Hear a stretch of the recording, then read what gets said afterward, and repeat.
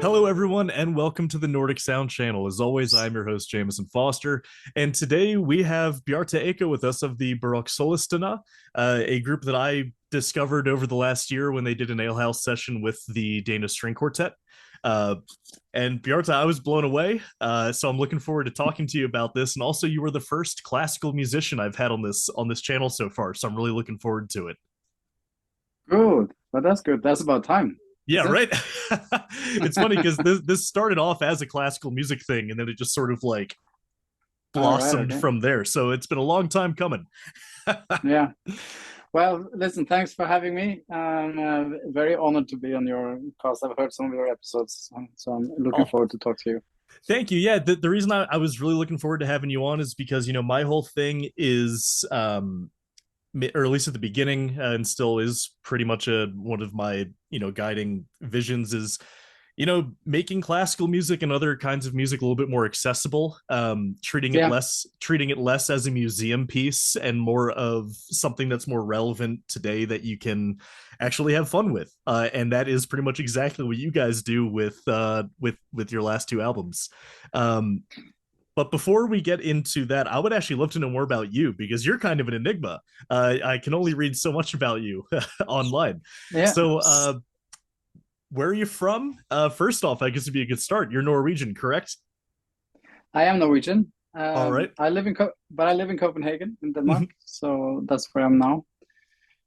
I play the violin, and so I grew up in Norway in a small town called Gjøvik. It's mhm, not far from Lillehammer, and there was a music school there, which had one of those what do you call it? A type who's very very eager and helping a lot mhm, in the community and making a lot of things happen. mhm, Without necessarily getting a lot to pay. So he's a type of person. He built up this really cool music school where there's a lot of musicians in this place, mhm, which is rather small and normally quite rural, or it's like a working class place. So having a lot of string players there was a bit weird. And then at the same time, they had also a lot of is a big rock and roll scene and stuff. So there's a lot of music going on in that town. So I started playing the violin when I was 4 or 5, I think, mhm, and have been doing it. But I've been so I brought up in this community where there's all these different types of music happening. mhm, So I've been exposed to everything like folk music and pub music and rock and roll and a bit of jazz and stuff. So when I decided that I want to go, serious about mhm, music, um, like practicing for real and stuff like that, and going for the auditions and stuff, then I I started it in a music conservatory in Bergen, mhm. in the west coast of Norway, when I was 19, That's the Grieg and I was Academy, correct? that's right, that's a really Cool. Greek academy, yeah. And I wasn't sure whether I wanted to do only classical because that's yeah. So I always been like on the lookout what to do, and in the in high school part I joined all these sort of session bands, and I was playing in pubs and playing with all and I was discovering like Dixie Dregs and we and Jean-Luc Ponty and fiddle players that are doing all sorts of experimental things from the 70s or 90s there. And Mark O'Connor from America, Mhm, and all these brilliant players that were non-classical mhm, basically. But I still went for it, and then in the conservatory I stumbled on sort of a project with some early music, so like mhm. Baroque stuff. And the guy who was he was a harpsichordist who was dealing with that. He was complete nutcase. As the early music people are. Yeah, but in a very good way. And he was completely like, just do it like this. And no, it doesn't matter, just do it like that, and who cares, and that sort of thing. Very enthusiastic, but not like you have to do it like this, but you can do it like this or that or that. So it gave me all these options, and I was like, hang on a minute. I mean, this is uh, sort of serious type of music, Mm-hmm. but it has all this. You're supposed to do a lot of impros, and it's a lot of interpretations that you're putting into it yourself, and Mm-hmm. then you can start ornamented, and which is very similar to the way that you would maybe color or ornament on a hardanger fiddle, or Mm-hmm. or like in a folk style. So it's like I saw all these connections there, and I was like, this is cool, and this was in the 90s and early 90s, and in the Norway or in the whole Scandinavia, the early music scene was very small. Mm-hmm. It was very much an underground thing, and people had kept calling you well, that you were well, vegetarian first of all, and you were knitting your own instruments and all these things.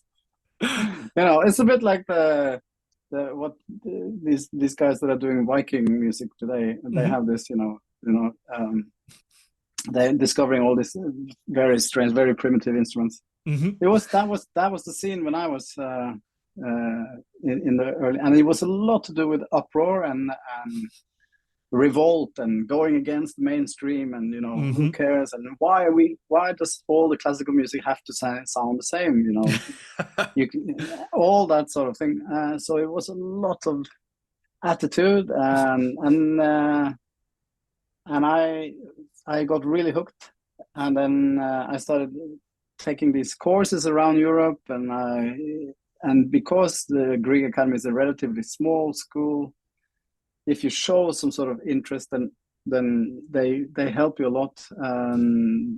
So I got money to go and take lectures with these Baroque violinist experts around Europe, and I did summer courses, and I did and stuff. And everywhere I came, and I met all these people from all over the world. It's a very international uh, Mm-hmm. community, and they were all discussing different things, like nerdy things. How have you read this? And it was very much like a research sort of thing. Yep. And what type of instruments did I have in that period and this period, and what's the tension of the strings, and there was an equal tension period in Holland, and well, everybody had to have equal tension on all the four strings, so they're thick as ropes. Mm-hmm.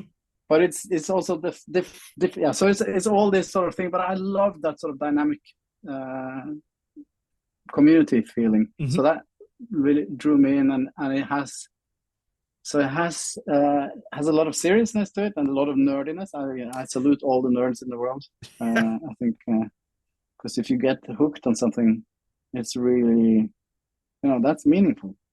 Mm-hmm. So it's that, and then it's a lot of you have to take control. And what I discovered really quickly was, if I'm going to present this sort of music, which is 400 years, 300 years old, 400 years, whatever, then I can't, like take my books. I have a lot of them, how you're supposed to play, and how you're supposed to hold the instrument or whatever.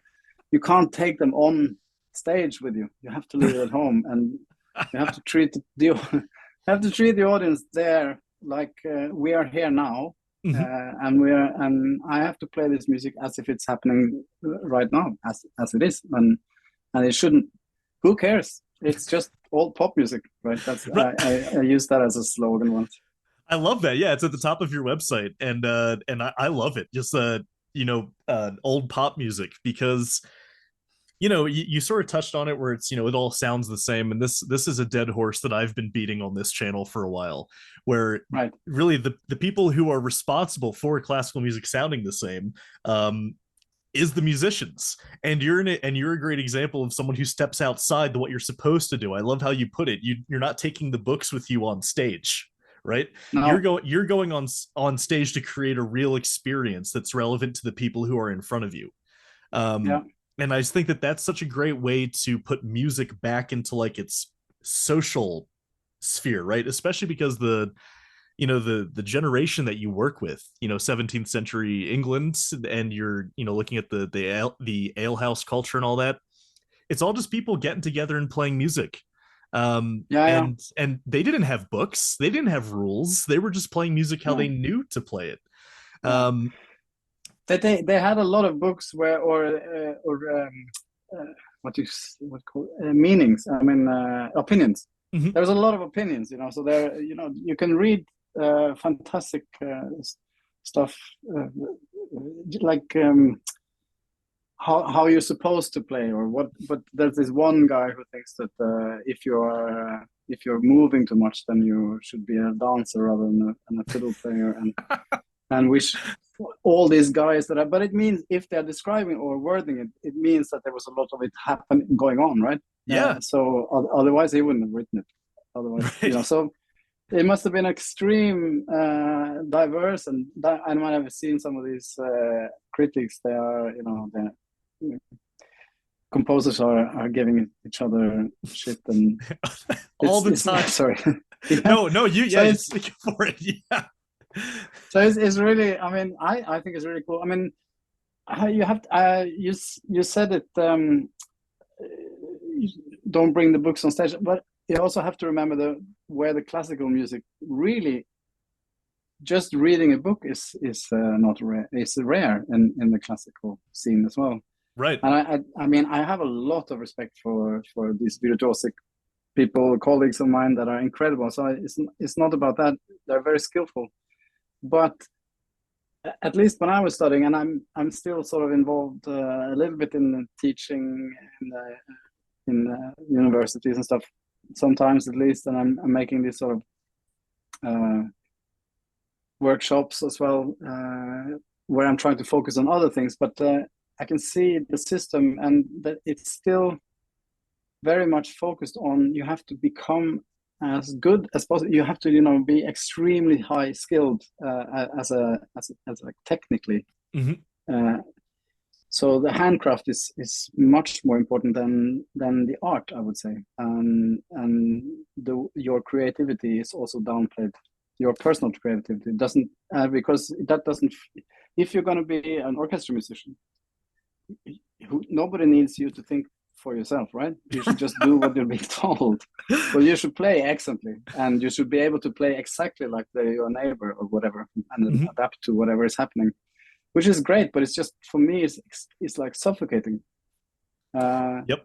And then if you say, hey, this piece is fantastic, you then playing some sonata or something, it's incredible, rich and whatever, and what's the background? And they have no idea. They have no idea what's happened before, after, during, whatever. It's just, my teacher told me to play it, and I'm playing it, and I like it.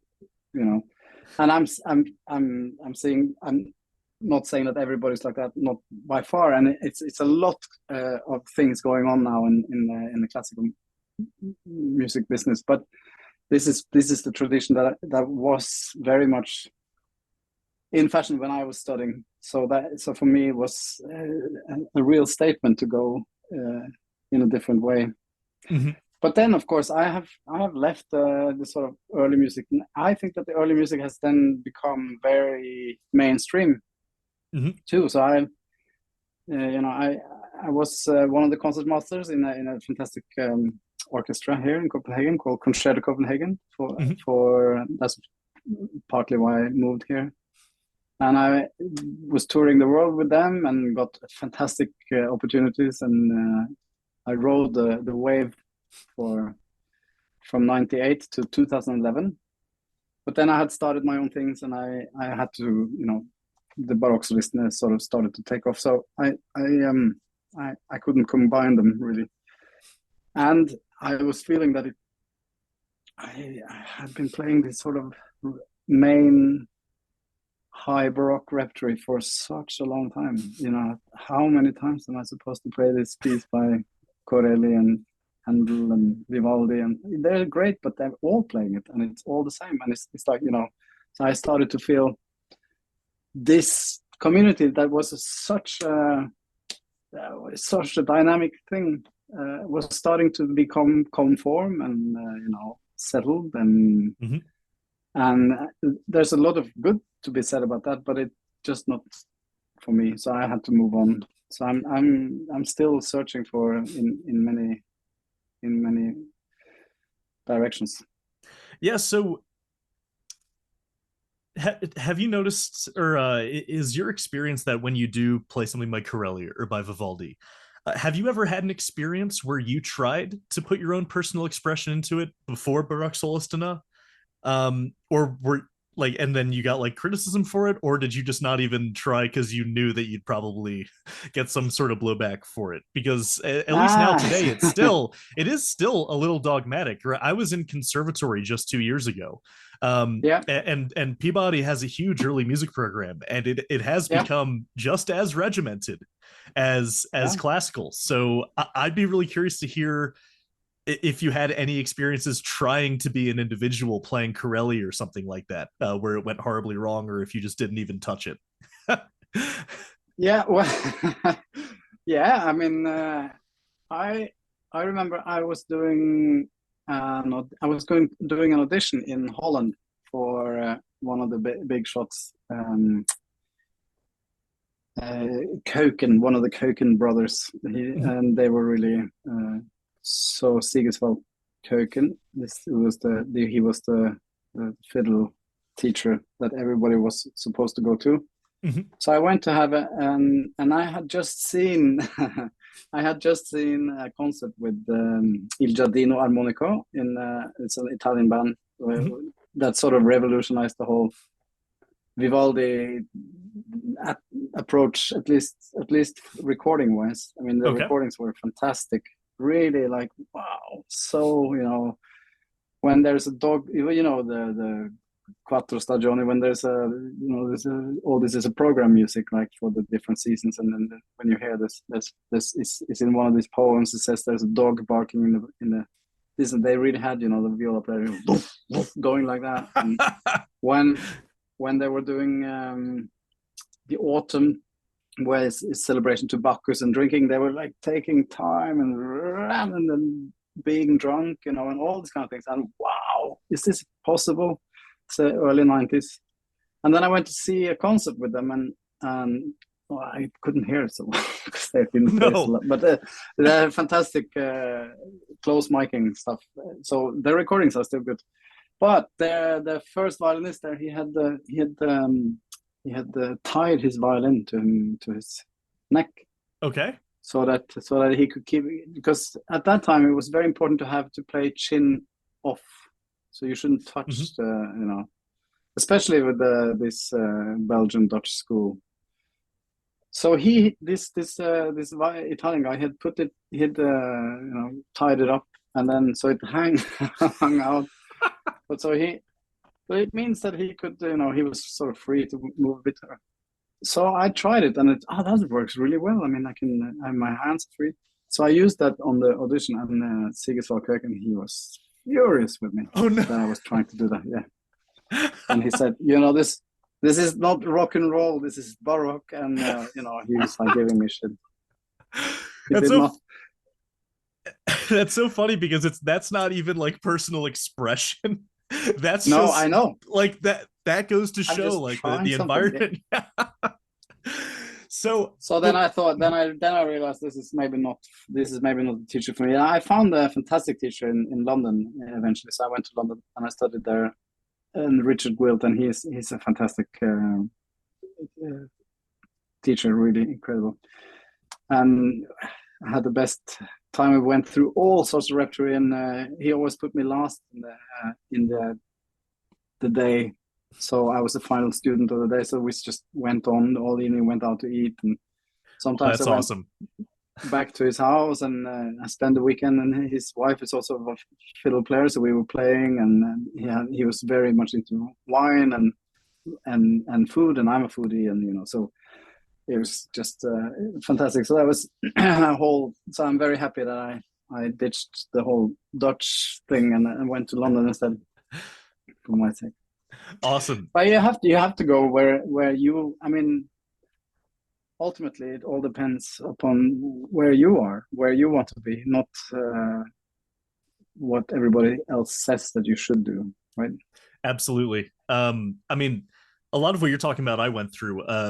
When I was growing up, I was playing a lot of electric bass. I was real into heavy metal when I was a kid, so I was always playing like Metallica on the electric bass. And then in high Yeah, school, I joined the jazz band at my high school, and then I fell in love with jazz. But that was all still on electric bass. And so then when I decided I want to go to school for music, I had to pick up the upright, and I thought it was really cool. But after a few years, I started to feel like it was stifling what I wanted to do. Like there'd be a phrase out of some Benedetto Marcello sonata that bassists have to play, yeah, because that's like all we get for Baroque music. And yeah, so yeah. I was playing it, and there was a way that I played this phrase that I really liked, and my professor was just like, "You're doing that phrase all wrong." I said, but I Yeah, like it that way. And then so it sort of, went from there. But then I happened upon a bluegrass band that needed a bassist.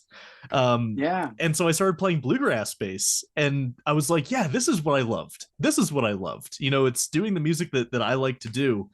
But while also, like playing this instrument really well, it actually encouraged me to practice more when I was enjoying what I was doing, when I felt like exactly. I had some sort of say in it. Now, Yeah, all these years later, the reason I love having interviews or like having chats with you guys from all over the world is meeting all these different people who had the same experience as me, but dealing with it in completely different ways, right? Because yeah, I yeah, went yeah. on to be a bluegrass musician. You went on to do, Barokksolistene. I've had all these people on this show that go into the Viking music because it's like this, spiritual, more open, free expression thing, little judgment zone. And I just find it so interesting that we all come from different walks of life, but we all experience on our journey through music at one point and another something that Yeah, tries to stifle it while claiming that it's trying to help it, right? yeah, yeah, exactly. um so this But again, that's this yeah. but that's how I pick the musicians that I use in my group as well. I mean, they're all outcasts. They're all sort of people that have been thinking more than four thoughts in their head as a musician, maybe not being completely sure if it was the right. I mean, I consider myself. Uh, I play the violin, but for me, I just happen to play. I could play anything really. It Mhm. just happened to be my instrument. I mean, I'm not like this die. I have to practice the violin every day, and I have to like. It's not like that. It's become a tool for me and a way to express. Mhm. But I play the hardanger fiddle. I play the mandolin. I play the viola. So everything that is sort of relatable. And I've started doing a lot of effects now. I'm starting to experiment with. So I've bought all this old school hardware stuff. Oh Uh, yeah. like so eventides, stomp boxes, and so I'm sort of working on still with the Gus strings though because I think they sound better. But Oh, absolutely. You're really going to yeah, make some Baroque people upset with those stomp boxes. yeah, no, I don't know. I've been I don't care. That's the worst. That's the first thing. But I think I think one thing is that if you have enough gravitas, if I have played not I have played in a lot of places around the world. I've played Mhm. in all the main like Baroque festivals in Europe, and I know a lot of people. I've been a freelance musician for more than 30 years, so I Mhm. know a lot of people. So it's not I don't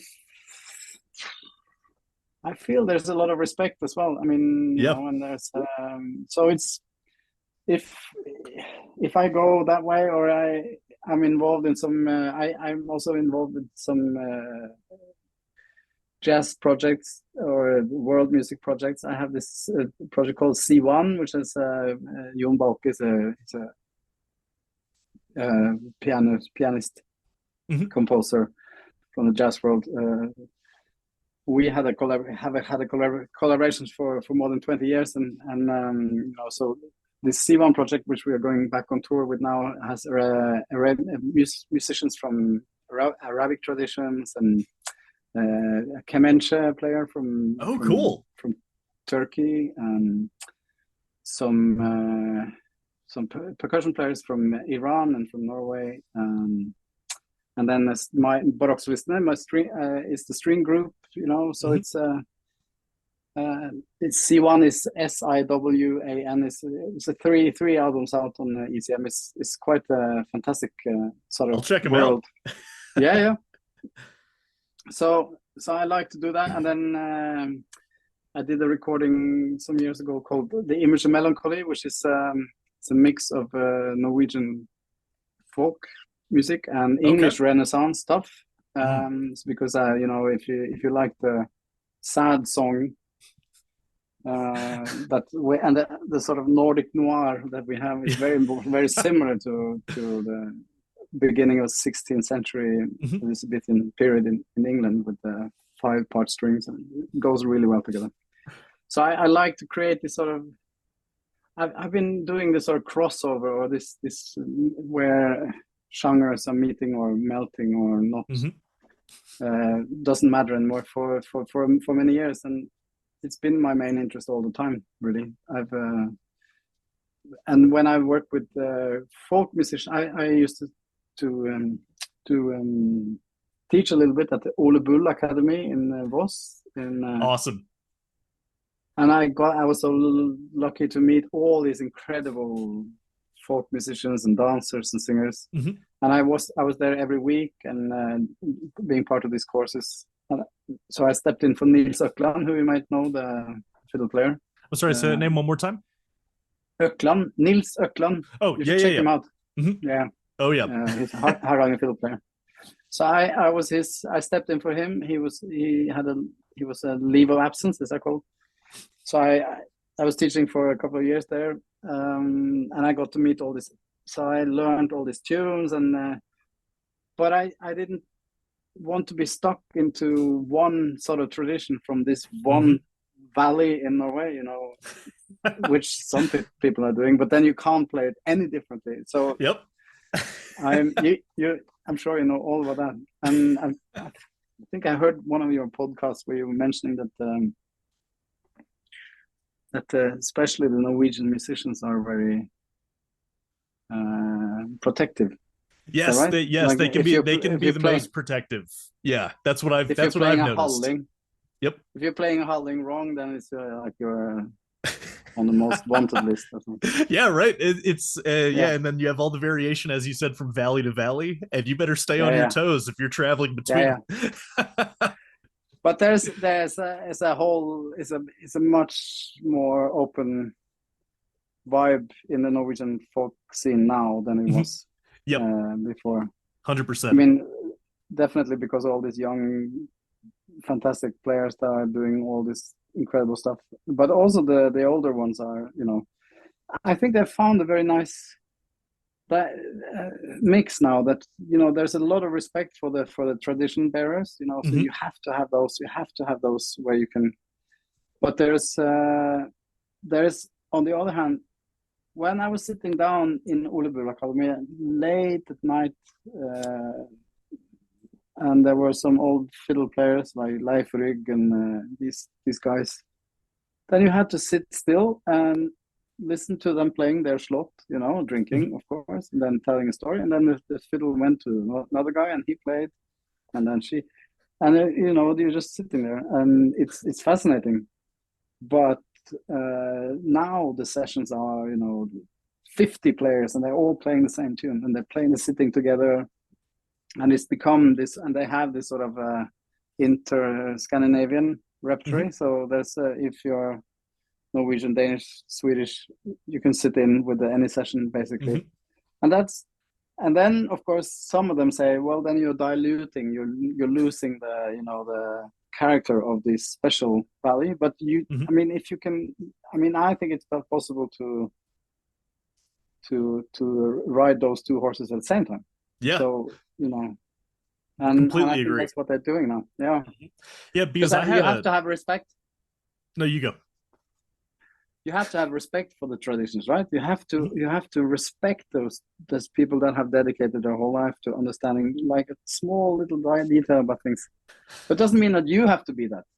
Yeah. You can respect that. You can take all the knowledge and show respect to it. But then maybe you want the next day to do something else, and it's, at least for me, that's important. I don't have patience enough I'm the same way. I completely agree with what you're saying about, when I was talking to Hoovendruven a few weeks ago, and Yeah, they were at the beginning they sort of like kicked the door down, like we're going to do Swedish folk music but with rock and roll. And back in the yeah, 90s everyone's like clutching their pearls and all this. And so, yeah, yeah. but at the same time, Kjell Erik, who's their fiddler, is an incredibly well respected traditional fiddler. Um, Absolutely. and so it seems like everyone is becoming of the mind where there's enough room for both the tradition bearers and the explorers, I like to call them. You have the people who Yeah, stay at home, and then you have the people who are sort of trying new things. yeah. Um, and I think that's healthy. I think that's incredibly great. I mean, the more variation, the better. Um, I agree.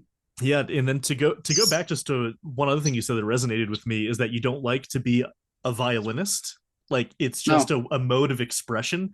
That's something yeah, I wrestled with for the longest time because in university, you're almost defined by what your instrument is. Like, oh, he's the yeah, bassist, so he hangs out with other bassists. Maybe yeah, a yeah, maybe a trumpet or maybe a trombone player will happen into their yeah. group. Exactly. Um, but Doesn't have a doesn't no social skills, right? right. That's the best part. None at all. And then No, but what would happen is, the bass is not the easiest instrument to play by yourself. no. If you're familiar with Edgar Meyer, are you familiar Yeah, with him at all? Like, it takes a lot to be him, right? yeah, Or yeah, like yeah, any of these other, or even your bassist in Barokksolistene. Like, not everyone can do yeah. that. And so I'm at No, this point where if I want to do like individual self-expression as a bassist, I've got to be practicing 8 hours a day. I've got to get thumb position down like the back of my hand. Um, absolutely. and but that's only for stuff I can do alone, because then when I'm with an ensemble, I have to do what the bass does, right, for the good of Yeah, the group. That's why I started picking up weird instruments. That's why I picked up the mandolin, I picked up the banjo, I picked up the toggle harpa, just because I yeah, was tired of being a bassist, right? And yeah, instead yeah, I just exactly. wanted to pick up something new and just be able to make noise with it and feel like I Yeah, was yeah, I was doing something that was fulfilling to myself. yeah, yeah. And now it took a I'm while, but re I'm yeah. really I'm I'm really into the mando cello these days. Oh, Have I've you heard? always wanted one. I have always wanted one Me of too. those. I mean, I stumbled. I mean, I've been doing some online classes with Mike Marshall. Mhm, The mandolin player, mhm. Marshall, and he plays the mandocello. It's Oh, just I so love it. I love such it. an isn't it great? It's so great. I really want one of those, but at the same time, my wish list of weird instruments is like a mile long. Yeah, So no.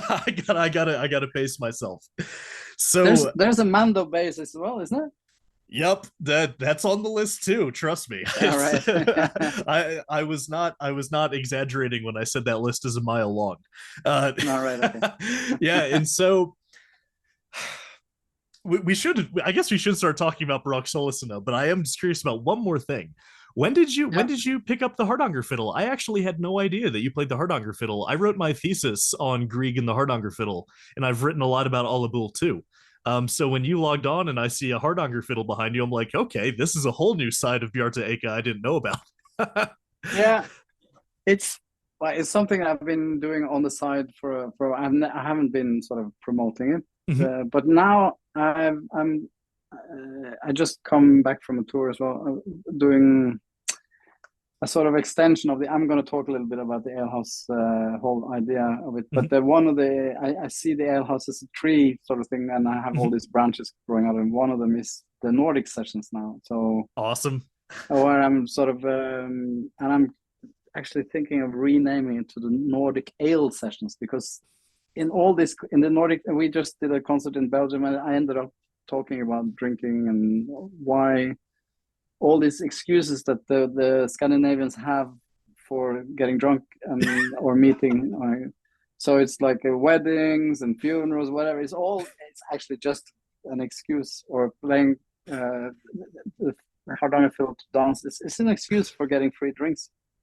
So it's and I can't do like a Nordic sessions without doing some hardanger stuff. And I have and I know fantastic hardanger fiddle players, obviously, and I've known them for many.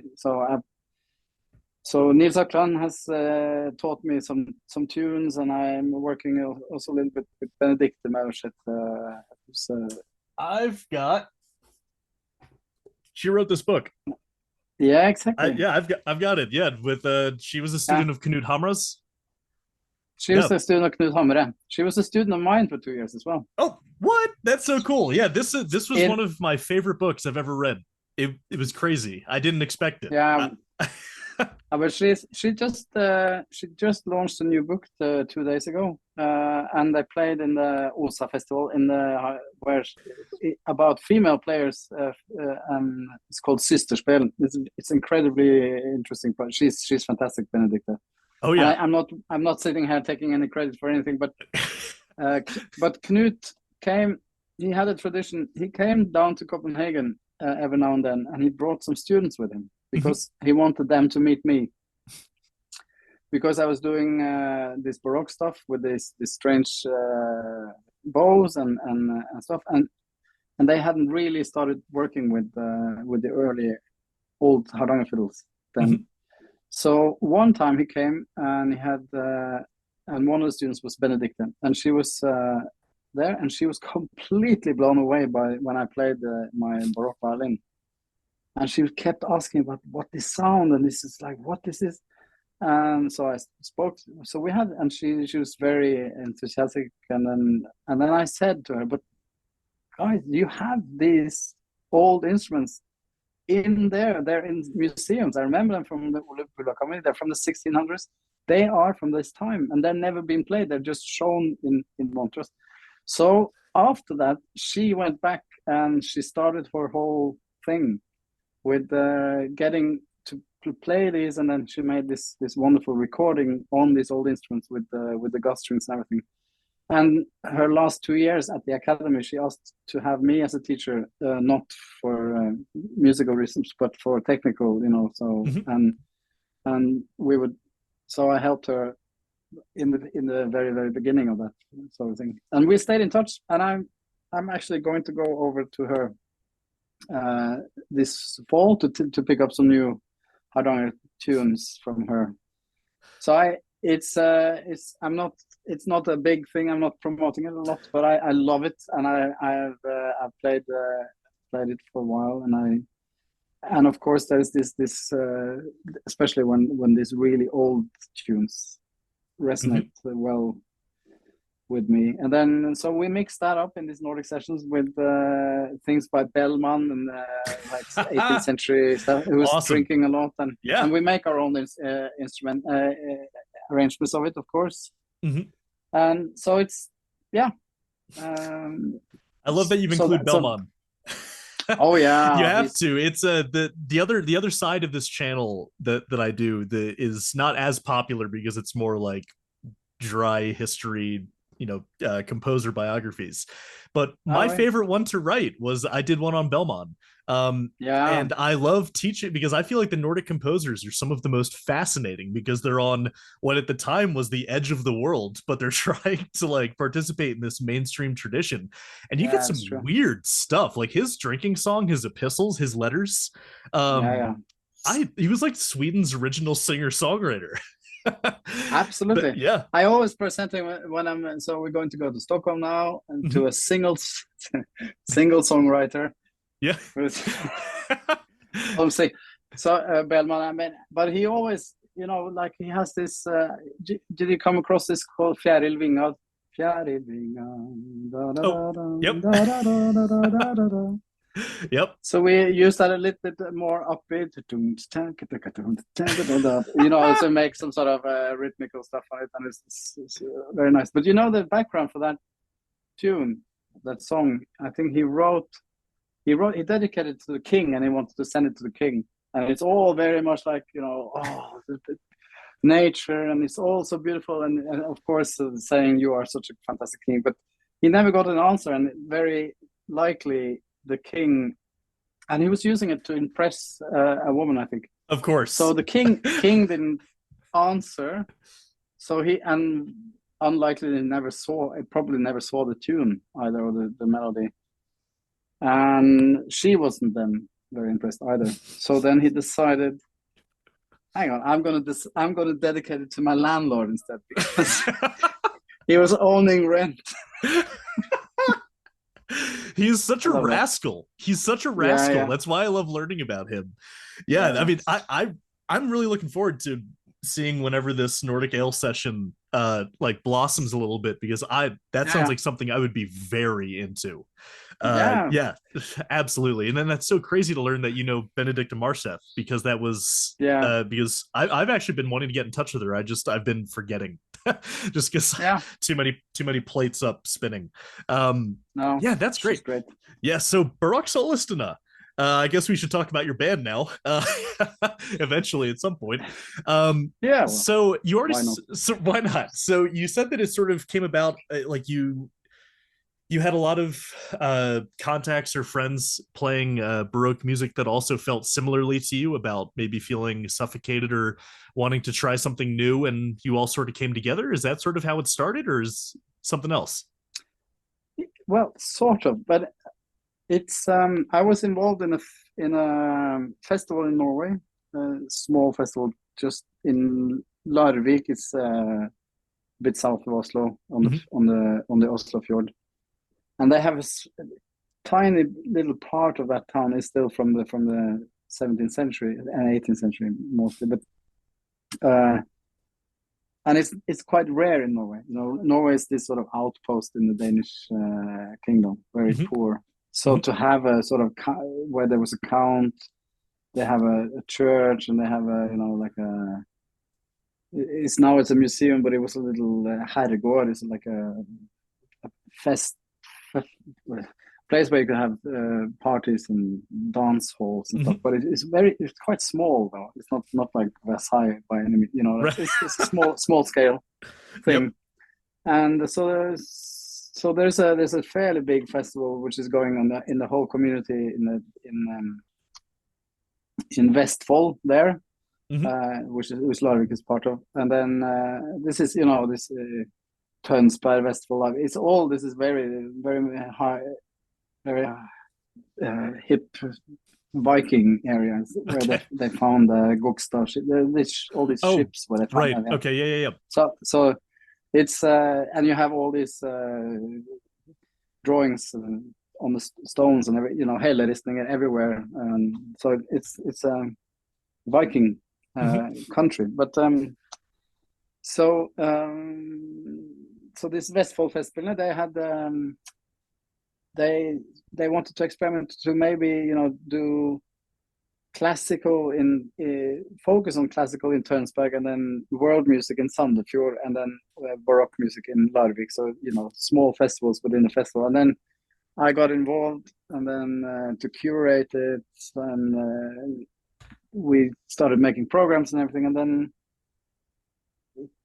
then I was asked to, maybe we should have an orchestra, but it's too expensive to get an orchestra in and then another orchestra. And then so maybe we should try to gather some musicians that are a bit flexible, can do several things, you know, several Mm-hmm. types of projects. So I started handpicking people from my network.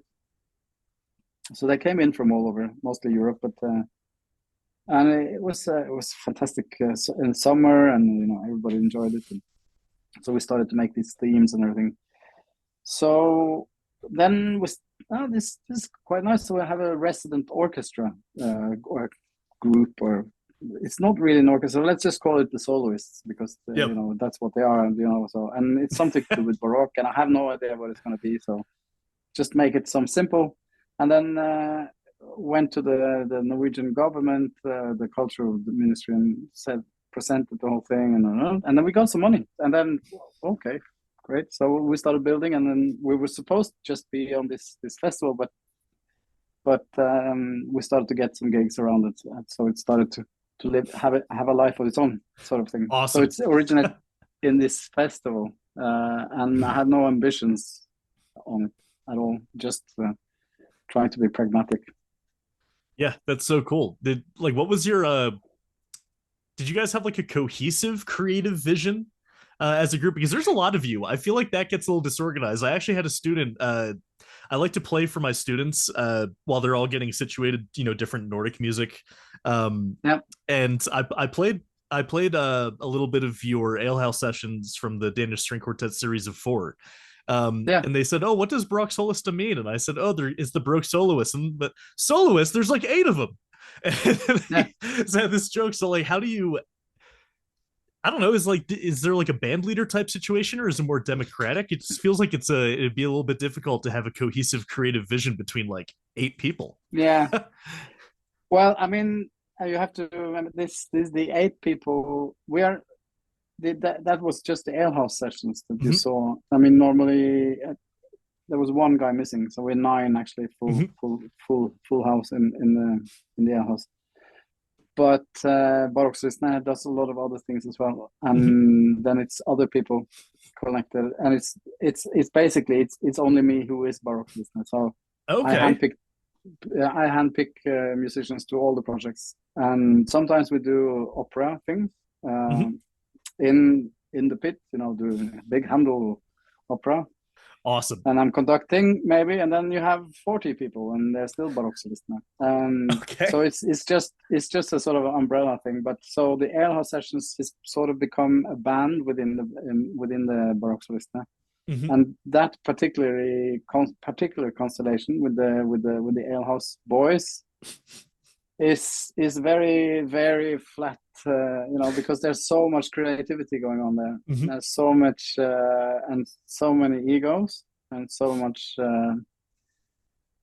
yeah creative and stage willingness and everything. So you can't so but it's my duty to, or it's my privilege to have, so I say yes and no to things. Mm-hmm. Basically, we try Right. it. So, and I decide the set list always, and I've constructed the whole sort of idea, and the Mm-hmm. narrative is I've created. And so I am sort of the creator of it, and I'm in a way the sort of puppeteer or whatever you want to call it, but animator or whatever. But the creative expression and is very free for everybody. So with the Alehouse came, was a second or third year we were at this festival. We had the theme was going to be London, Mm-hmm. and London around 1700, where everything opened up again, and it was the hippest town in the world, basically. Like Mm-hmm. musicians and composers came in from everywhere to start, and then they were building, and the whole Italian opera came in, and Handel moved there, and everything. So much going Mm-hmm. on, and music was in high fashion and everything. And so that was sort of so we had Corelli, we had this sort of Italian program with Corelli and virtuosic stuff, and Mm-hmm. we had Messiah at the end, I think, conducting, and then we had some Dowland Cool. program and that sort of thing. And then I said, well, we have to have a pub program. I mean, you can't have a theme without a pub, right? English. Mm-hmm. And I just then remembered that I had this book of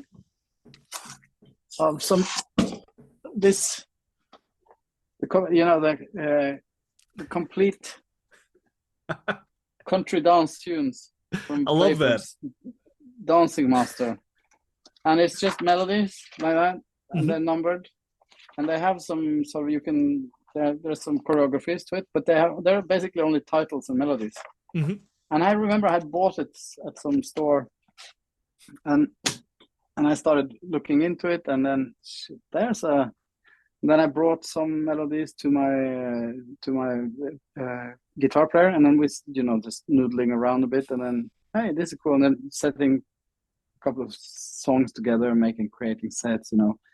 Then I had played in some session bands, done some Irish stuff, and so just building up a repertoire like that, but all based on from the Playford, and then then you add some Purcell, and you add some green sleeves and whatever. You add some things, and we had this fantastic actor storyteller, who's a TV personality in Norway at the time, and he had this TV program on different substances that has so coffee and alcohol and wine and beer, and so the story and then tobacco and all these kinds of things. And so we invited him in. He had done one program with us on coffee, so then this was on beer, obviously, and so I created a sort of a pub setting, and that became sort of quite popular. This 2007. So, and then this little session band we had in the middle of the program, playing this Playford stuff, that was quite cool. So maybe we should develop that a bit. And so, and then I started doing it, and I'm still doing Alehouse Sessions everywhere, and it's still in development. And it's and now we have a repertoire, which is, I don't know, it's many hours of stuff, and we still do the same thing. I collect everything. We meet half an hour before the gig, and then I have these black books. I have a lot of them. They're everywhere, and they're filled with. And I've written down the set list. I read. So tonight, boys, we are playing this, and in this order. And that's half an hour before we go on stage. And then next, when we are invited back to this place, then I can look back and I can see the set list. I can create another one, so it's I don't have to play the same, because it's awesome. A very much a live thing, as you saw on that series that we played for the Danish String Quartet. It has to do with interacting with the audience, and it has to do with. So I like to use the storytelling, the historical circumstances, a fantastic backdrop. It's incredible, because when I created this program, then you start reading about this sort of pubs, and then you get these books called The Pleasing Sin and The Catch and the Glee Culture and the English alehouse from 1200 to 1830. You start reading about these things and what was going on in these pubs and how important it was. And then Cromwell came and he closed down everything. He hated music. He hated anything that was remotely fun. And then you have all these unemployed people going around and then having to go into this. And you see all these anecdotes and these stories and this text, and it's like, wow, this creates a fantastic thing. And then this idea of having free space like the pub, where it doesn't matter if you're rich or poor, or if you're up or down, if you're sexually on, or nothing happens. You're just there as two people. It doesn't matter what sort of political it is. You're there and you drink beer, and you maybe have discussions and stuff, but it's like on equal terms. And I like that sort of setting, and I love to bring that into when we come to, for instance, like Vienna, come to the Concerthaus Wien, and playing this program for this very supposedly very stiff Viennese audience, and we win them over, and we get them to sing drinking songs with us, and it's and I think that creating sort of less formal space and behaving in a certain way, and then improvising a lot and having fun, and then making mistakes, very important, and standing by them and making fun of the one who made mistakes, and then the audience understands, and it's sort of a contract that to make. And then I think that sort of it I think there's a lot of people are very surprised by the Alehouse. They had no idea, or they did not expect anything like that. Maybe they have some idea about Baroque music, maybe they have some idea about drinking, maybe they have but they don't have. It's very much alive, and it has to do with the way that we've developed a way to work together as well. We do a lot of improv stuff. We have developed a type of workshop on how to create improvising techniques musically, and we do dancing lessons. We have a dancer with us. We all dance with him. We all sing. And we have and we all drink, and we all it's important that it's sort of becomes genuine. So it's not like you have to live it Hmm. on stage, you know. Absolutely. And yeah, so I think there's a it's a hard sell sometimes, the Alehouse, because what is it? Is it it's neither nor. It's nothing. It's not a concert. It's not a show. It's not a and it's not really Baroque music, and it's not really folk music either. It's a hybrid of all sort of things, and it's not serious, but it's very serious, and it's it's Yeah, nothing, it and then it's confuses all of it. people in a Yeah. good way.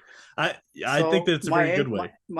my agents are it's a bit tough for them sometimes. So, but it's fun because it's always, especially with these promoters like in Vienna and stuff, they start by first time we're there, then they're like, oh well, we have to have a program. Oh, we can't get a program.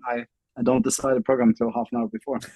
But I can give you sort of an outline of what it probably will be. No, but we need to have a printed program. Don't worry, I'll talk them, and I have to have these sort of discussions, Hmm. and then we're invited back, and then it's like,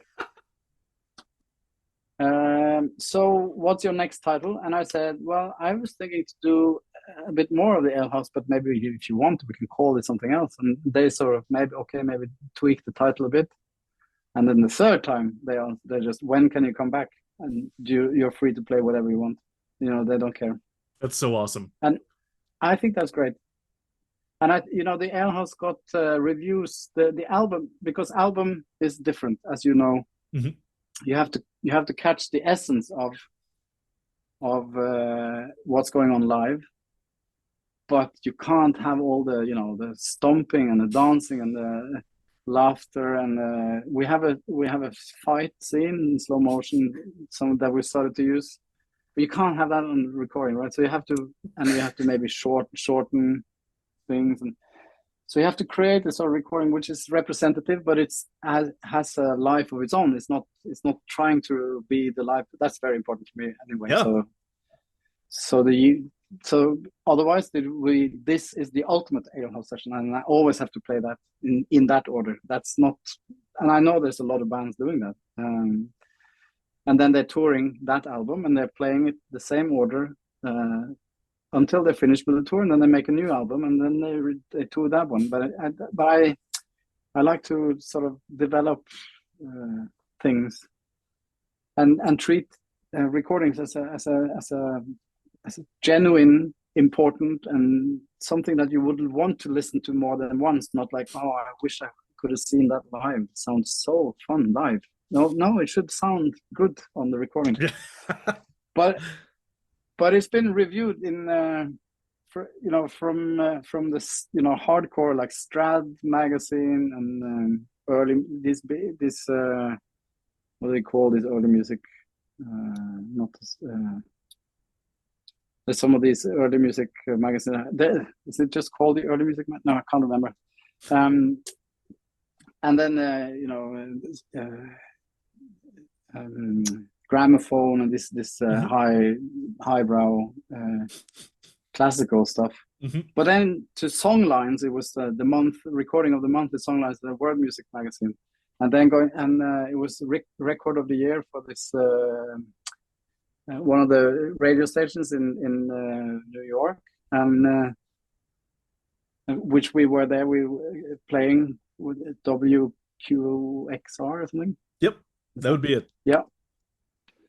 And got to mention the Rolling Stone, you can say, so you have this rather wide palette of, which is what I would like to do, Mission accomplished. That should be the goal. Yeah.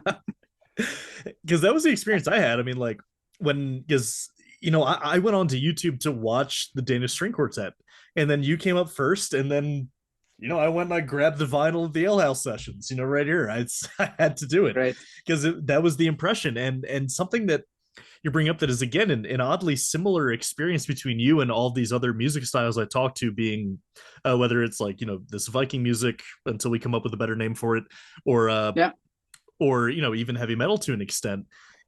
When you guys work with music that is first and foremost like an experience that you want to create together, that really makes the whole process of making an album sort of difficult because Yeah, you have this, some people try and capture the live thing in the studio, and that's a high risk, high reward type thing. yeah, Where if it absolutely. doesn't work, it's really not going to work. Um, No, but then, or you treat it as something completely different. But then you have the problem where if someone listens to the album and they like it, but then they see you live, they're like, this isn't what I wanted to listen to, or the other way around. exactly, They see you exactly. live and then they hear that's happened to me before where I've seen a band live and be like, oh, that was awesome. And then I go and I, listen to the record. I'm like, did I like this? I Yeah, don't remember liking this. no, exactly. And so that's a big Yeah, risk. And even, a lot of the some of the musicians I talked about who played at that festival Midgardsblot in Buda, Norway. yeah. Benny, I don't know if you watched that episode. He doesn't even come up with a set list until like they're on the stage. they All right. just Yeah, they yeah, just exactly. start Yeah, yeah, going. Yeah, yeah. And yeah, yeah, but he also has to make an album. And so yeah. the question is like, how do you go about that? And so I don't know. I think it's really interesting that despite you guys working in almost completely different, at least sounds of music, you deal with the same issues, and I find that really Yeah, yeah, fascinating. yeah. No, Um, yeah. I think there's a lot of similarities with between I with the Jon Balke, the pianist. When I started touring with his band called Magnetic North, uh, okay, we were we were touring around Europe. It's a sort of a more experimental, sort of modern jazz style, but his composition, and he uses strings, and it's incredible musicians. And he did that, this thing with creating the set list just before, and I sort of adapted that. I think that's and I do it in all my classical concepts that I mhm. do. That we meet half an hour before, we just talk through, and then you talk through the set list and everything. Even if even if it's the setting is sort of there, Yeah, but yeah, but it's fascinating, that thing with the choices you have to make. I I I didn't want to make any recording of the Alehouse, and there was so much, why are you not making it? We have to have a recording of this. Have you, all the concerts you're playing, and then because I was so afraid, I wanted to keep it the live thing happening, right? mhm. So this recording that you have there is from 17 or something, Yep, 2017. and yeah, and the project started in seven, so it took 10 years to record it. I mean, well, I'm glad you did because it's one of my favorite Yeah, records that I own. oh, that's uh, great, great. yeah, yeah. I'm gonna make sure to send you the next one, which is just hasn't come out on vinyl yet. Well, I'm not that It's much of a coming out. snob. I can listen to CDs. Yeah, I yeah, no, was but waiting. I was waiting to hopefully see it on vinyl though. it But is it's coming. It's coming in January, February. It's just such long oh yeah, delivery with the hmm vinyl, this one. yeah. So we had the release of the Playhouse Sessions in London now in Hmm. September. So it's very connected to the Alehouse, as you see. Yeah, It's a sort of, and I just took out the L and yeah. wrote I love play. that. Yeah. And So with this album, so the Ale House, you're sort of tracing the narrative of Cromwell's Commonwealth, where fun is illegal, where you'll go to hell. yeah, And then you take that, and then you go into when after these musicians, especially Purcell, have to spend all these times playing in alehouses. All of a sudden, they have concert houses to play in again. yeah. And so, how did that affect your creative vision for the Playhouse? Like, did you just approach it the same way as you did Alehouse, or did you want to do something a little different from the start? I think um, you know you, I'm trying not to sound like pompous or anything, but there's a lot of pressure to come up with the next album. What's the next, What's and next? Yeah, yeah, yeah. yeah, yeah, The and grind. then either I mean, and the thing is, I know that it has taken me a long time to create the Alehouse, we've invested a lot, especially we have become a family, and I just need to find excuses to use these musicians again, Yeah, I would.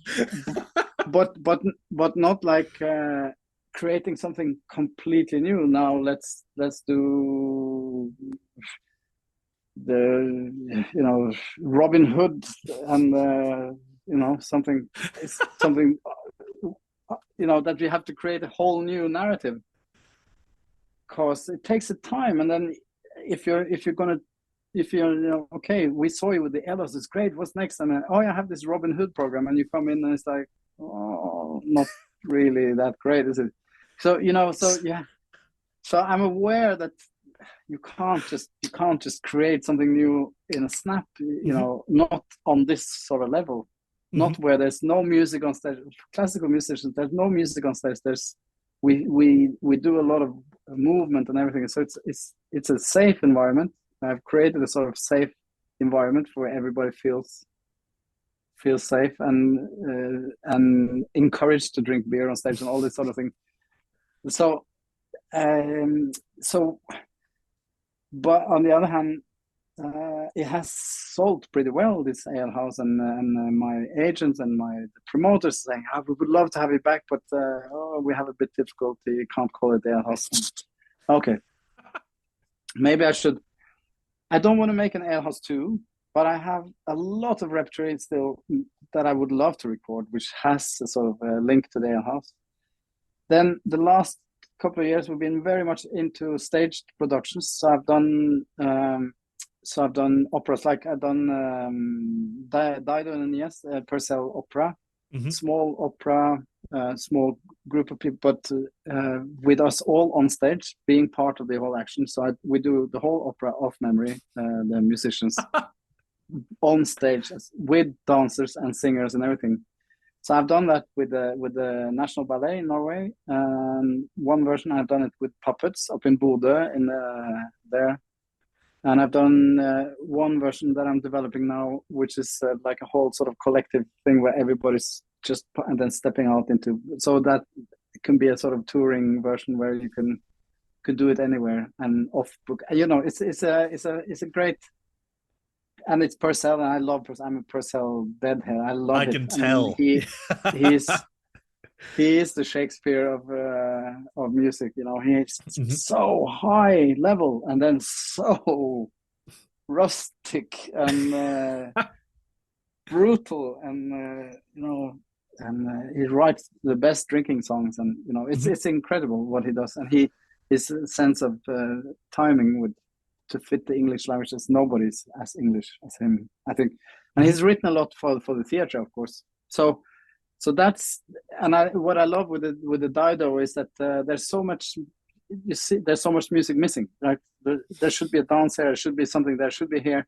So you have to insert it yourself, and so that means it gives me creativity, and that I can work on the music, not only have a brilliant stage director, but you can and I can easily turn that into an alehouse afterwards. This is like a 1 hour, and then the whole Purcellian cast goes into an alehouse afterwards and have a party together with it. Yep. So that's one thing. And then we've done a Midsummer Night's Dream Shakespeare production in Norwegian, but in one of the theaters in Norway, where we had 6 actors, fantastic actors, picked that could also sing, because we wanted them to join in the music.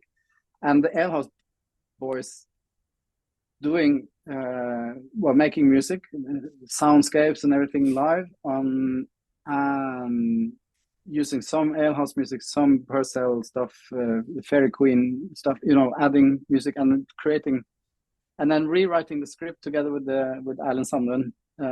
So we we fused the Alehouse story with the Midsummer Night's Dream. So we set it in a sort of backroom theatre. Oh, I love that. And people, they were drinking, the fairies, we were fairies, I was Puck, and then the musicians were the mechanicals, of course, and so we used this, where the mechanicals in Shakespeare, they're rehearsing for a play in front of Theseus, and so we used it to rehearse a sort of an opera piece, but they were rehearsing behind my back because I was also the leader. And, it had a lot of twists, but we actually did part of it in the Shakespeare Globe, in the Globe Theatre in London, Whoa, where we that's played a awesome. lot. We played many times in the small stage, the Sam Wanamaker stage.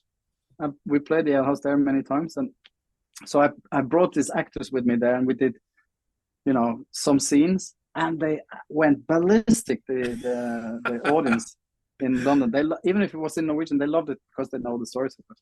So, and I've written music for ballet productions like in Stuttgart and stuff like, which is more like soundscapey stuff, and so I've been very much involved in staged productions, and I'm very much interested in the role of the musician. What is why do I only have to play music? Can I be, where does it go? Can I be a showman? Is that possible to be a showman today, or showmanship or do I have to be a violinist, or can I be a musician? Can I sing, or can I dance, or move, or can everybody do that? And can we bring, the whole idea of a street theater troupe up on stage and make it, but very high level, that sort of thing. That's sort I of love it. things that I've been very interested in, and it's great to bring it into established like opera houses and stuff like that, because they're very curious, or they're a bit baffled by it maybe, or surprised. Then so that then became obvious for me that I didn't want to make a Purcell record, because there's so many very nice recordings there with like a singer and a nice good arrangements, interesting stuff. And I have a project called Purcell's Playground, where I'm doing, all nerding on Purcell and doing all this ground-based stuff and cool. improvising and it's a beautiful project. I love to do it live, but there's too many things that has been recorded before, or so I couldn't do that. And I didn't want to do an Alehouse too, but I wanted to have something with staged productions, and I wanted to keep it linked to the Alehouse, so that people still can book the Alehouse, or or the Playhouse. So then I came up with the Playhouse Sessions idea, because, as you said, when Cromwell was dead and buried, Charles II was. Do you know the story, by the way? I'm sorry, this is probably going to drag out, but you're gonna edit this, right? Oh, yeah, I never have to. I thought you might actually be interested in this. I'm currently taking a seminar on Purcell specifically, and English Masque and Opera. Oh wow! By one of the leading Purcell scholars in the world. If fantastic! you might have seen the name Dr. Robert Shea, he's here at CU Boulder, and he's my professor here, and he just used his sabbatical last year to finish up his latest critical edition of Dido and Aeneas. Wow! And so now he's trying to figure out what to do next. I'll be very interested in seeing that one. Yeah, so that's what he's working on, and he works with all the other Purcell scholars like Price and Eubanks Winkler. But yeah, I actually showed him your Playhouse Sessions, and it's funny because you say that it baffles people. He loved it. He was like, "Oh, this is really fun." So just wanted you to know, like, it's funny that I get to talk to you this semester of all my semesters, because I would never be taking a Purcell seminar any other time. It's just the seminar that was being offered. I see. And so it's just funny how everything sort of lined up. So No, but fantastic. But I would love to hear. I'm very interested in that edition of his, by the way. And we should have a Purcell talk at some point. Oh, absolutely. And go deep. And on the topic of Dido and Aeneas, I loved your version of Off She Sits on This Lonely Mountain on the newest album. Off She Visits, She Visits This Lonely Mountain. It's great. It's so wonderful. I love the walking bass line on it too. The bassist does. Oh, I love it. But it's all there in the score. You don't have to be so polite. It's all there. I mean, it is absolutely. And the reason I wanted to bring up that I'm with Robert Shea is because he's literally showing me all these manuscripts that he has to collect from around the world, and how incomplete all of them are. And he has to be the mad scientist who sort of lines them all up according to dramaturgy, according to all these different factors. And he's like, it's pretty tough. Yeah, absolutely. I mean, and that's it's fantastic. That's why I also love the because there's so many shitty editions out there as well. Because they thought that, oh, he must have this is wrong. So they moved the bar line, or they took an accidental out, or made it more like proper.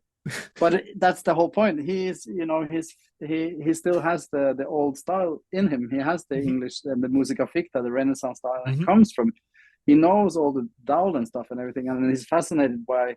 And then of course they have the French tradition in England at that point, which Mhm. is very like a lot of gambas and still.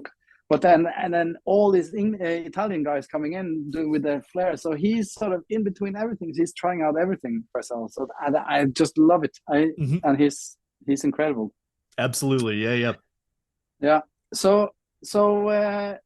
um, but so going back to the narrative of Mhm. the when the historical background sort of thing, and then so Cromwell. Do you know the story with Cromwell's head? I've heard it before, but I would love to hear it again. Yeah, Refresh my memory. Yeah, yeah. it's fantastic Yeah, please. because which is something I discovered now while doing this research on the Playhouse Sessions. So uh, so Cromwell, he died of natural causes, Mhm. and then his son took over, and he was bad. He was not a good, Yeah. but he had his father, what's it called, embalmed, Mhm. right? So because and then he got buried, I think. But then so it was only 1 year until the Charles II could take the throne back, because the Cromwell's son was a really bad ruler. So, and the thing with Oliver Cromwell, who's so much against everything, when he was in power, it took him like half an hour, half a year or something, until he said that everybody had to call him he he was to be addressed His Majesty, Okay. and he was living in the king's quarters, and it's what was the difference anyway? So he was buried and everything, and then Charles II. One of the first things that Charles II did was to dig up the corpse of the embalmed body of Cromwell. And then he dragged him through the streets of London, and then he had a beheading of the body of Cromwell Uh-huh. on a square, so a public beheading. And he put because that was what Cromwell had done to Charles the First, right? Mhm. So then he put the head on a stick or a spike, and on top of Westminster Abbey, and it's stood there for many years, and then until people sort of forgot about it. And then the story goes that there was some wind, and the head was blown down, and a person apparently picked it up and then took it with him. And then some years later, the head of Cromwell reemerged on some sort of circus sideshow,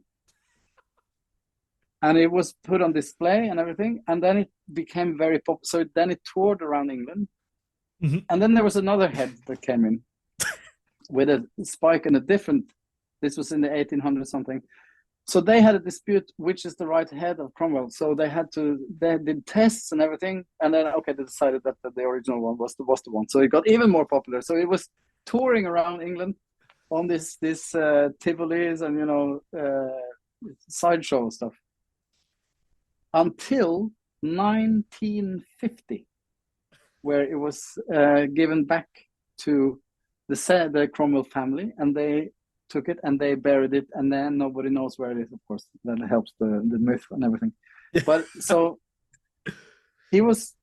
That means that he was on tour for 300 years. The head of.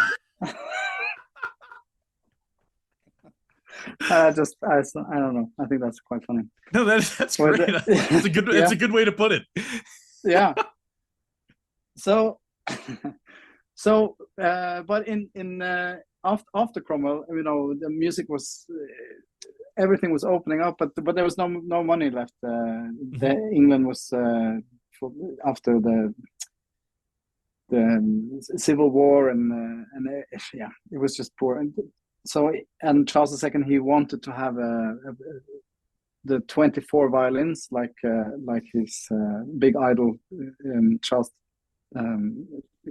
Louis XIV, the 14th in France had, but he couldn't have it, and then he had subscription. He had to subscribe to events himself, Charles II, because there was not enough money for him to have a sort of a court orchestra and a court theatre. So it was sort of very open in England, and then they couldn't build these theatres fast enough, so they had to create this sort of spaces on the back rooms where they've had this alehouse session. Some of these taverns were turned into music houses and subscription events and everything, and then they turned them into with proscenium seatings and everything, and then they put on these shows which are called jigs. The jigs that they did in Elizabethan period with Shakespeare and stuff, the end of the 1500s, and when they've done a serious play, they would do a jig at the end, which is sort of a summary of what has been going on, and they were taking the piss on everything, and and then there were jugglers, and they were singing, and these jigs became so popular. They become more popular than the serious plays. So there was a whole thing to ban the jigs. So they were banned in 1612 or something, and Kemp, who was the jester for and the clown and part of the Shakespearean company, he created a lot of these jigs, and he was in his prime. He was one of the most popular figures in England, and in the Purcell, the play for Dancing Master I just showed you, one of the most famous tunes is called Kemp's Jig, after him, a jig. Yeah. So I think it's very likely that this tradition of the jig, even if it had been banned for 50 years, that it was still very much a part of the English the way. So I'm picturing that these shows that they did on the back rooms were similar to that, had to have some sort of reference to that style, because surely in that. So because we don't know exactly what was put on the stages there, but since the English jig was such a strong tradition, and it can contain anything, can be arias or music or masks, or it can be dumb shows, or it can be jugglings, and it can be recitals, reciting poems, or it can be anything, but it had one thing was very important, was it had to have some physical comedy and some. So I just love that idea that so we've been in the front room, maybe just doing some with beer and drinking songs and everything, and then we stand up from our stools, we go into the back room, and then we put on a show which is still in the alehouse spirit, sort of. So that's the narrative for the Playhouse Sessions, but it's basically just an excuse for me to include music from that I've done while we're doing stage productions, to have a lot of emphasis on Purcell, and to keep the link with alehouse. It was just an excuse to do more Purcell, right? Yeah, that's it. I love that. But I have been a bit clever with it also. I have actually created a sort of it's if you listen to it and in order, and you can see there's a connection between there is a story in there. There is a narrative, and there is a sort of a fairy queen, the Titania thing. You meet her, then you have the queen of the night, and then you have the scene with the fairies that are over hill, over dale, they're going, because my fairy queen is coming soon. This is from the fairy queen, no, from the Midsummer Night's Dream. and it's in Shakespeare says that this is a song, but there's no melody for it. So I composed a melody for it so that we use. And then she comes, and then in the Midsummer Night's Dream, the fairies are then singing a song and dancing a dance for her, and then they sing her to bed. So, and then first is the You Spotted Snakes, which is also the fairies. They're cleansing her sort of bed and taking away all the spiders and scary animals, you know.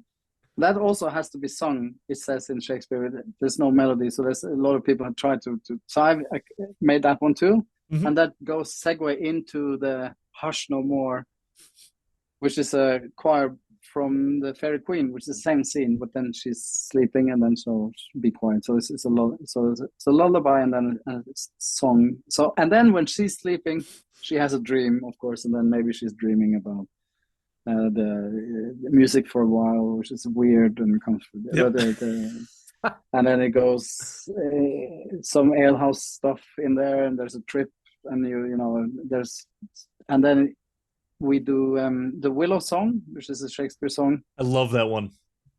That's one of my favorite tracks on the album. Yeah, I can understand why. It's quite cool, isn't it? It's in 5 and has a sort of almost like a Tom Waitsy or like accompaniment to it. It's like very woody, or Kate Bush or something like that. But that just emerged in the studio. I had said to Per, who's singing, I'd said to him that I would because I'd used the Willow Song in the Shakespeare play that we did, and I used it in 5, and I just played, you know, I set up a groove in 5, and then I played fragments of it, and I played around, you know, and it fits the sort of idea of waking up just before you wake up from a dream, sort of thing. And the Willow Song is sung by what's her name in Othello. She's dying, Desdemona. She's going to bed, and then she hums the Willow Song, which is sort of a so she and the audience understand there's going to be a death, and you know, so then it's sort of scary, and it's sort of sad, and it's sort of everything. And but so then I said I want to keep that idea with the 5, and then that the melody could go a bit free into it. So he came back and he said, I want to use, you know, then he set the sort of groove on with a viola. He made this with some nice rhythmical stuff. It's like, okay, we have to have that. And then Helge, my fantastic percussion player, is just trying to fit in there. And then the bass player was doing this something which is more similar to one of these strange harps or something. And then I just free floating on top of it, and it's so that was very much created in the moment by all 4 of us. So that's, and then she wakes up, and then it's the Oberon. Now the night is gone, it's shifted away, and we're all happy, and so it's a little happy. And then I put the little Puck's monologue at the end. If we shadows have. So just to ease up any critics. you got to please the critics. Yeah, I have to do that, you know. And I put it on top of the Dowland song that we just sung instead. Yeah. So sorry, I keep yapping, but no, that's why I have you on. Yeah. People don't want to listen to me; they want to listen to the musicians. No, I want. So it's great. The album is just such a wonderful and unique. It's refreshing. That's what I would say. It's a very refreshing experience, and I just love having your albums to point to whenever someone's like, "Oh, classical music is boring," or "Oh, it all sounds the same." It's like, "Oh yeah, do you want to take this thing for a spin to see if you feel the same way?" Great. Yeah, I'm happy to do that. Absolutely. And so mission accomplished again. Oh, that's great. My bird just freaked out, just attacked my face. Yeah. Mission accomplished. That. Yeah. So I guess I would love to before I wrap up, I actually have a dying question. Besides Purcell, do you have a favorite composer? Like besides Purcell, like a favorite? Do you have like a Nordic composer you enjoy, or just I love to hear who your favorite composer is. It's so weird because I mean, obviously, if I have to say any, it's personal, but I'm so colored by the music, the project that I'm doing right Hmm. now. You know, so if you know, I'm just starting to prepare Handel's Messiah Oh now yeah. because I'm gonna conduct the Royal Northern Hmm. Symphonia in England for it, and they said they wanted to have the cuts and one. So I've been listening to it, and it's like shit. It's he, Handel. What a melody maker that was. He's so. It's not. I would never say that Handel is my favorite composer, but it's like I can be absorbed in whatever I am. I've if there's a Nordic composer, especially old, I mean, it has to be Bellman. I can't be any others, I don't think. That's what Because I was expecting. yeah, You seem like kindred spirits. yeah. No, it has to be him. I mean, I mean, I love the quirky stuff. I always love the people that Bieber. There's Austrian violinist composer called Bieber, and Oh he's yeah, I yeah. don't think he's I thought you said yeah, Bebin. So yeah, no, yeah, no, absolutely. yeah. So I mean, he that was probably the one that when the Rosary sonatas, these mystery Hmm. sonatas, where it's 16 sonatas and there are 15 different tunings. Hmm. 14. Oh, well, it's a normal tuning, and then there's 14 others. Yep. One of them being, we have to put across the two middle strings in the cross, and then tune it to 2 octaves. Yep. You know all about that, Oh and yeah. yeah. It's a real cool So piece. yeah, I mean, on my YouTube channel, you can find I'm doing this project called Mysterier, where I'm doing the mystery sonatas, but Hmm. I'm adding I've done some text and everything, and I've filmed it in some nice locations. Awesome. And the one which on the crucifixion, the first and last part is it's actually played in this rundown water tower. It looks incredible down here and it had this incredibly long reverberance. And so I brought my hardanger, so it's actually the hardanger fiddle beginning and end of it. And so I like to mix that stuff, and I'm doing some more videos on the Bieber stuff, and then doing turning it into maybe having a reflection of the annunciation, which I think is really problematic, Hmm. especially in these Me Too times, Yeah. with a young girl and then there's this angel says you're going to be pregnant, but I mean, Yep. you have nothing. Well, it's problematic on many levels, right? Hmm. But the music is fantastic, and then Bieber, he used music which are dances and tunes that are popular dance tunes to do Christian music. Hmm. He never, so he already was doing this sort of, and he was experimenting with tuning fiddles in all these different ways. So I've always been fascinated by it and I've always come back to this project, to the mysteries. I've done them live, all of them together, trying different with violins and stuff. And then I like to include actors because then I can go off and tune stuff. Uh, but now, so this thing about exploring, it's trying to find the sort of the spirituality, the meditation aspect, and then focusing on more the human aspect of it, and Hmm. not so much about the savior and Hmm. the resurrection and everything, but more the situations and what was it like for somebody like Mary to be in that same situation. So I've done a version of the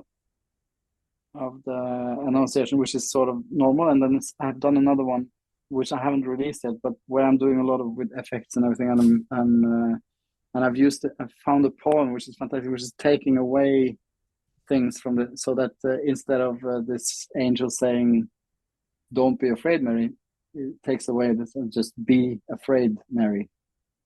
And and it creates this sort of, and it just turns the whole focal point to her and hers, and it's just fascinating. It's really, that's beautiful. really cool, I think. Yep.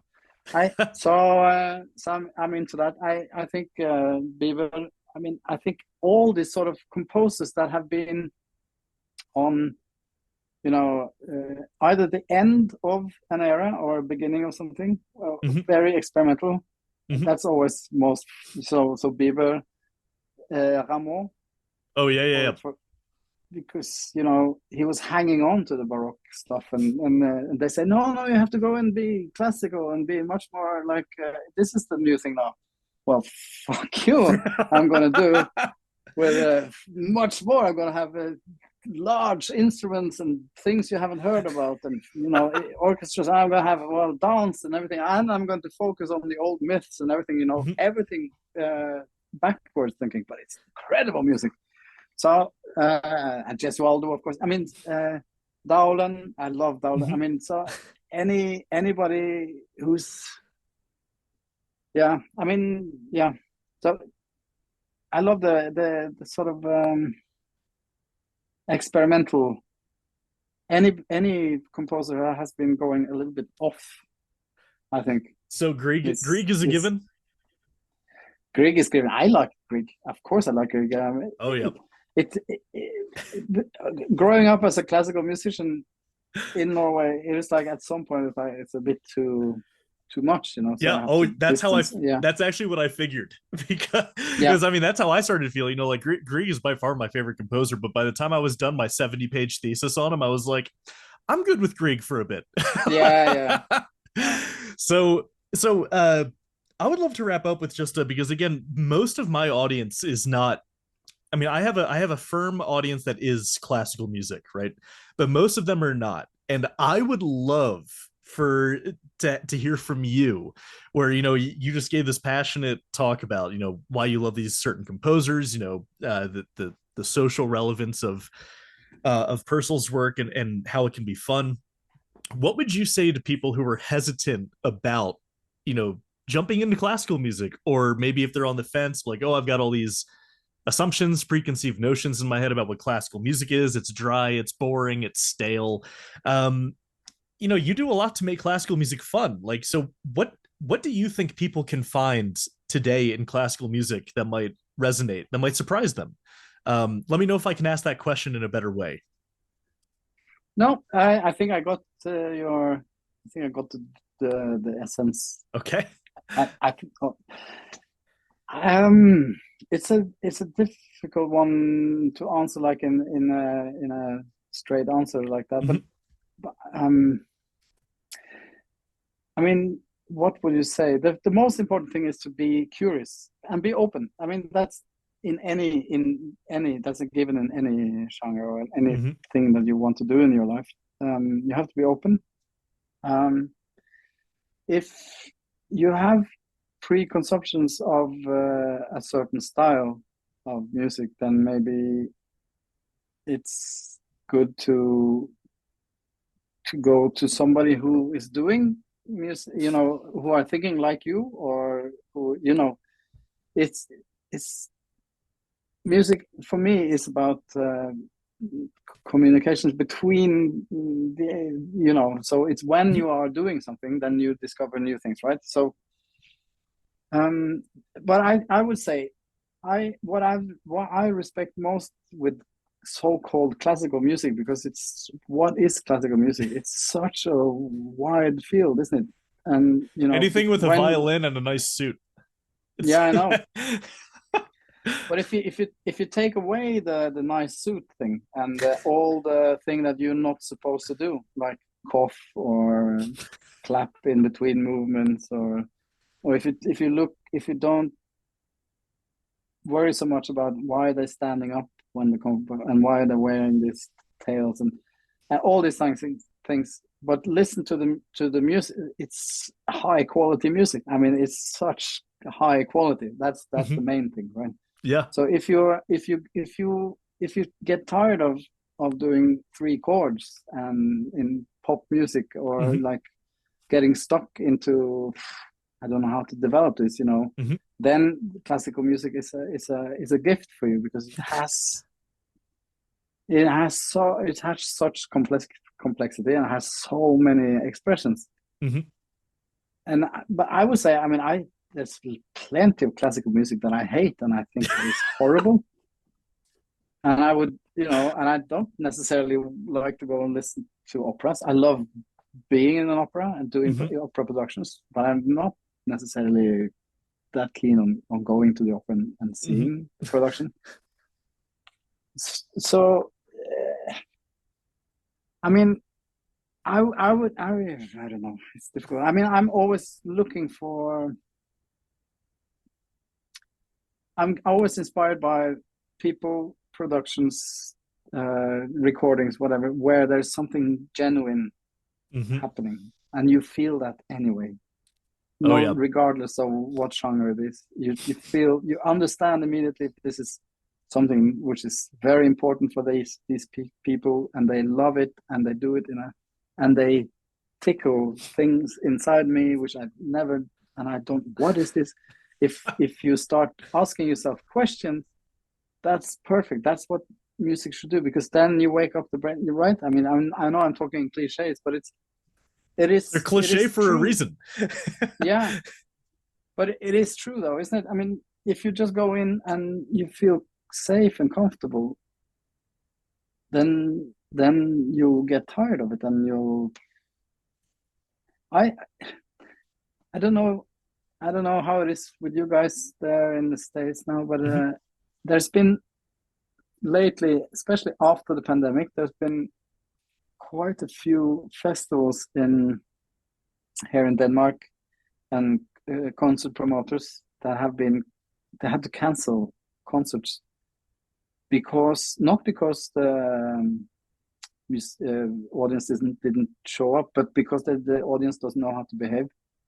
So they are getting they're just talking so loud that so, and they're not focusing, they're not listening. And this is not in the classical, this is in rock and roll, Hmm. and it's the young people, because they are like, they're treating concerts like they're going to get together and then chat with their friends. um I can't you, believe you you're know bringing this up because I had the worst concert experience of my life. 2 months ago, I went to Red Rocks here in Colorado, the Red Rocks yeah, Amphitheater, to see one of my favorite musicians. His name is Shaky Graves, and he's a right, very talented guitar player. And we went to see him, and it was, my wife loves him more than I do, and so it was mostly for her. But we were sitting there, and everyone around us was just like, and this is one guy with an acoustic guitar, or sometimes a hollow body electric, right? um yeah, and so there's not much of him to overpower an audience, and no, everyone around us is just talking and talking like they're there to hang out with their friends while someone plays music for them. We left early. We had been looking forward yeah, to that concert for months, and we were like, you want to yeah, leave? Yeah, I want to leave. And I think yeah, it's so funny you bring this up because I just had that experience like 2 months ago. yeah, right. It's a problem which is increasing in, and I it's because we think that music, or we bring the children up to think that music is something that you consume. It's not something you experience. You Yep. consume it. Mm-hmm. And it's free, and you don't like it after 2 seconds, you swipe it up to the next. Is you don't have any concentration span. There's nothing, and there's TikTok or whatever, and just Mm-hmm. going like flip, flip, flip, flip, flip, like that. And then, oh, this is cool. Hey, look at this, and then next one, and it's already forgotten. Mm-hmm. it's So it's very the difficult to work with. isn't it? I mean, and then when you meet these people and you let them have alcohol or whatever, it's just, and it's a huge problem. So, I mean, I'm doing all this sort of school productions, Mhm. where we go into, and I think when you go into schools and meet audiences there, we just got a prize for the Alehouse, an international award for our youth sort Awesome. of thing, the YAM Award, and it's I love it.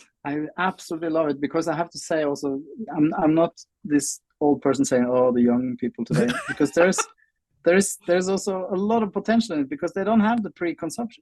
That's the Mhm. thing. They don't have. I had to live a double life.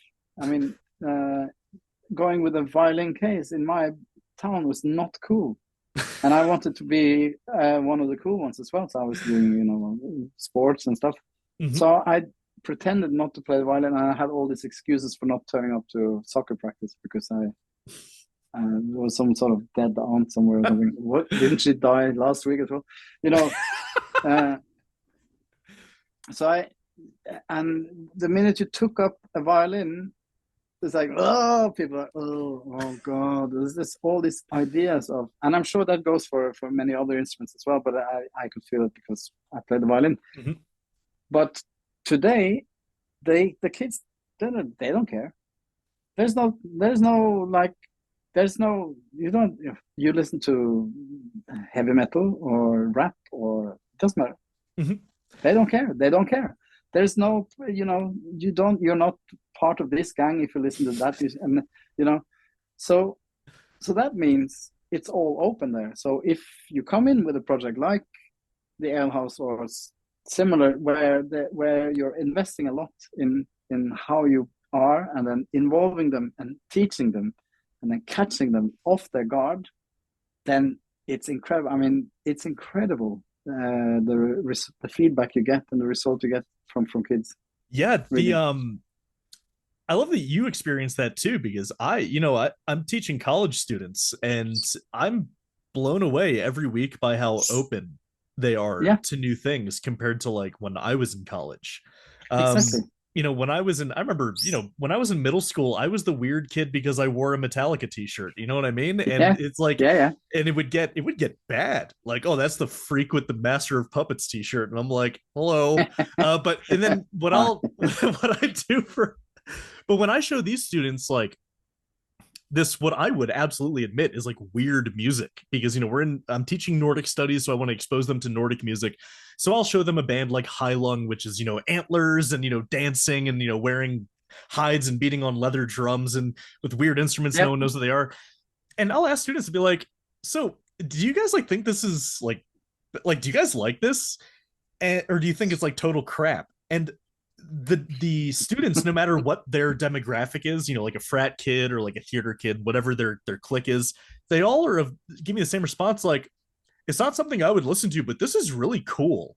I'm like, Yeah, where were you when I was your age? And like yeah, they're exactly. all they're I feel Exactly. like I'm glad that we're sort of ending this on a positive note because I've just Yeah, noticed that the current generation of like college high school students way more open-minded about the I arts know. or different ways of being than when I was younger, and I sort of envy it because like for me to Yeah, show them music from the other side of the world that has no instruments they can even recognize, they're singing in a language they don't understand, but the students are completely enraptured for the whole music yeah, video or whatever, and they're like, that was cool. yeah, I wouldn't listen to it, yeah, but that was really cool. yeah, That yeah, exactly. I love that. Yeah. Yeah, I agree. It's and that generation, they have a lot of empathy and sympathy as well.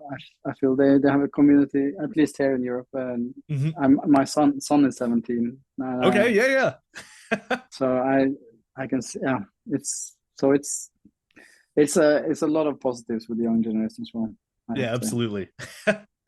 Well, Bjarte, thank you so much for joining the channel. I'm honored to have like literally a world-class musician on here. It's really great Uh, to talk to you. As I told you, I've been wanting to have a classical musician on forever. And I really couldn't Great. have asked for a better first classical musician to have on here. It's been really great talking to you and learning from you. So Bjarte, where can people find you and your music if they want to learn more about you? Well, I mean, there's a website called Mhm. barokksolistene.com. Baroque is Baro double K. Yep. and then I'll link it just in Solistene. case anyone gets confused by the Yeah, spelling. yeah. So, but otherwise, we have Bjarte Eike and the Barokksolistene have a YouTube channel, Mhm. and we make, you know, we're not the most dynamic people on social media, but there's some activity at least, and we're on all the link down, you know, Spotify's and Mhm. horrible places, but it's coming on vinyl, the Playhouse Sessions in, and I'm gonna make a Dolby Atmos version of it as well. Ooh. Uh, so I'm in a studio in Norway. It's a fantastic a guy, Sven Andrén. He has a studio which is only working with Dolby Atmos. It's doing a lot of film stuff, of course, but with, for instance, these new headphones now from Apple and other headphones that are doing this sort of surround fake surround thing, Mhm. which is really good. It's linked up to the Dolby Atmos, so you get extremely much better experiences. So you don't need to have a Dolby Atmos system at home. You Yeah. just need to have some, and it's so much fun, and it's great. I mean, because you have, of course, I have a lot of guitar. I have two guitars. I have a harmonium, you know, like an Mhm. Indian hand organ, and some charangos, and some drums, and then accompanying fiddles, accompanying viola. So there's a lot of mid range things Mhm. happening, but then you can only create so much space. You know, you can pan and stuff in stereo, but in this Dolby Atmos, you can really, you know, space it out much more. So I'm Oh, really hell yeah. excited about that. Yeah. That is awesome. So we're gonna release that at the same time. So the vinyl and the Dolby Atmos is gonna come at the same time in January, February, and then we're filming the Alehouse for the BBC. Awesome. So we're going to London in December now, and gonna make a film, so concert film. We're gonna film in George's Inn, which is one of the old. It's on the UNESCO. It's one of the last taverns where they still have a coaching. You know, so you Mhm. could park your horses there. It's in the middle of London, just off next to Borough Market. Mhm.